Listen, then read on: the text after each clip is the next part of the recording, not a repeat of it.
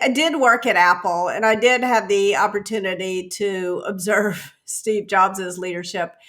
And I think there was a lot of humanity there that doesn't get talked about. I mean, for example, it was very clear you would see Steve Jobs and Johnny Ive having lunch. And they just had lunch in the cafeteria, sitting at a table like everybody else.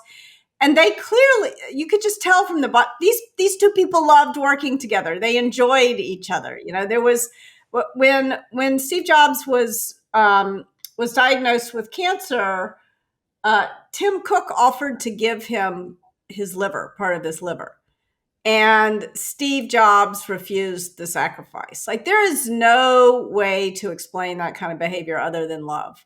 And these two people really loved working together and loved each other. And that's the kind of stuff that doesn't get talked about very often.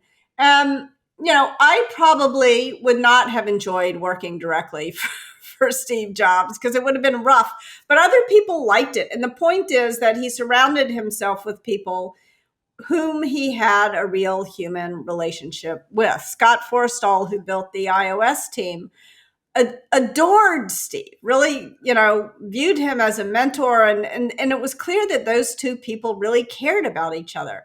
And I think that very often at the center of a successful company are good relationships between a CEO and their direct reports.